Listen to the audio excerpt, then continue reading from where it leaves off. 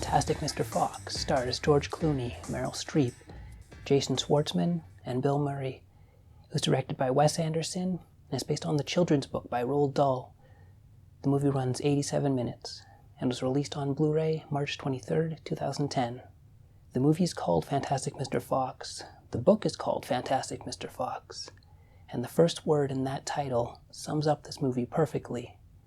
Fantastic Mr. Fox follows a professional chicken thief, Mr. Fox, who has to give up his dangerous career when he finds out he's going to be a father. But a few years later, he can't help himself and plans a chicken heist of the 3 most dangerous farmers in the area, eventually putting the entire community at risk when the farmers find out who's been stealing from them. This movie is directed by Wes Anderson, which means any shot of this film could be framed and displayed on a wall. Beautiful. Throughout the film, we get this really warm, comfortable, inviting autumn color palette, along with the usual use of symmetry so common in Wes Anderson films. An obvious standout, of course, is the stop-motion animation. I'm a fan of it, and wouldn't even have seen or even noticed this film otherwise. I admire the time, patience, and dedication it takes to produce even a short stop-motion film, never mind a full-length feature. The ripple of the fur on the puppets, due to the animator's frequent touch, adds a mesmerizing visual layer of movement and texture that otherwise would have been static if there wasn't any fur. It helps to show off the detail of the puppets, and is welcome even when there isn't any apparent wind in the scene. The voice acting is very excellent as well, some of the best I've heard in an animated film. What they did was, instead of recording everything in a booth, they did a lot of field recording in similar locations to where the characters would be. For example, if the scene was set in a barn, they would go to a barn and record all the dialogue there. If the characters were riding on a motorcycle, the actors would hop on a stationary bike and pretend they were riding down the road. I'm sure it made a difference in the finished product, because as I mentioned before, the voice acting is excellent. One thing, though, that's always bugged me in general about kids' films are adult jokes. If you need adult jokes for grown-ups to be entertained or relate to your children's film, then you probably don't have much confidence in your movie. If you have a great film, most people will like it, young or old, without certain types of pandering. Is that what people are thinking when they watch these movies with their kids? Do these movie studios think people are sitting there saying, "Oh, this has adult jokes. Now I can relate or put up with watching this"?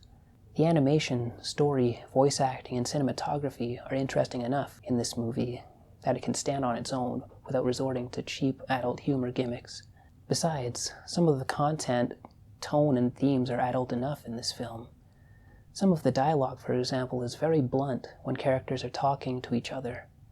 I want to use the word callous, but truthful is more the word. They don't beat around the bush when they're discussing things with each other. But when I see the adult thing snuck in, especially in this movie, it just annoys me. The humor is pretty good too, more subtle, through dialogue most of the time as opposed to visual. One reoccurring gag I want to mention is when Mr. Fox gets the idea to pull the heist on 3 farmers. He sees an ad for bandit masks on sale in the newspaper. Now I wonder if maybe he got the idea for a heist when he saw the ad. Anyway, whenever someone new shows up or is recruited to help with a heist, like a magician, out of nowhere, he pulls out a bandit hat for them. "Here, put on this bandit hat." And I'm thinking, where does he keep getting these things? Small, subtle, humorous elements like that give the movie more character. My only beef is where the characters end up by the end is kind of underwhelming, and everything doesn't seem completely resolved, though it's made to look that it is. I could imagine in my head the situation escalating again as the farmers find out where the animals went, but I suppose that's for the viewer to ponder.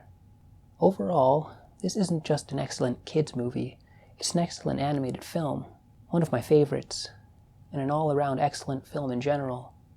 If you're sick of Disney's never-ending pile of CG remake garbage like I am, give this movie a go.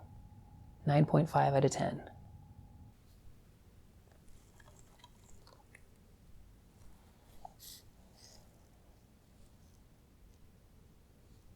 George Clooney and Meryl Streep lend their voices to this hilarious and heartwarming animated adventure from visionary director Wes Anderson. Mr. and Mrs. Fox, Clooney and Streep, live a happy home life with their eccentric son Ash, Jason Schwartzman, and visiting nephew Christopherson. That is until Mr. Fox slips into his sneaky old ways and plots the greatest chicken heist the animal world has ever seen, based on the beloved best-selling book by Roald Dahl, Charlie and the Chocolate Factory. Fantastic Mr. Fox is family fun at its finest. Special features. Disc 1. Making Mr. Fox Fantastic. The look of Fantastic Mr. Fox. Interviewing Felicity Dahl, Roald Dahl's widow, about how his life influenced the look of the film. A look at the miniature sets.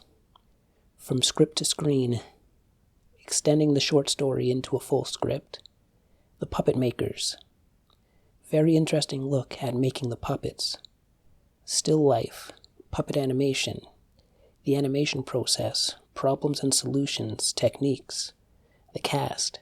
How the cast took to the unique recording technique.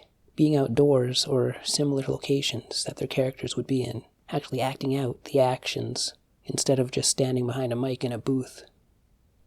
Bill and his badger. Bill Murray visits various sets and learns about the puppets and various animation techniques.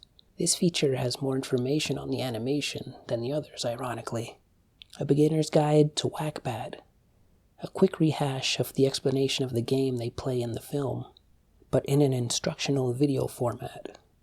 Fantastic Mr. Fox, The World of Roald Dahl. It was almost like a making-of trailer because almost all of it is taken from the first feature.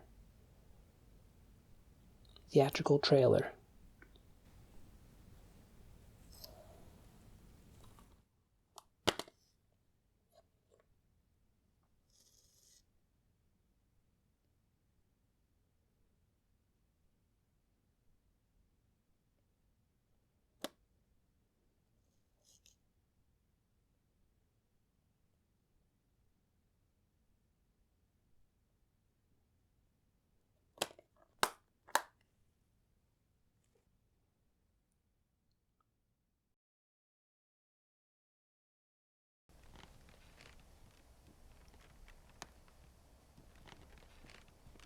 Another book party?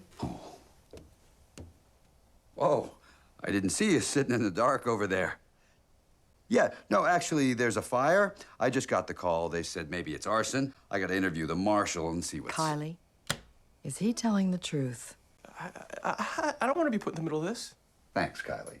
Why is he wearing that bandit hat?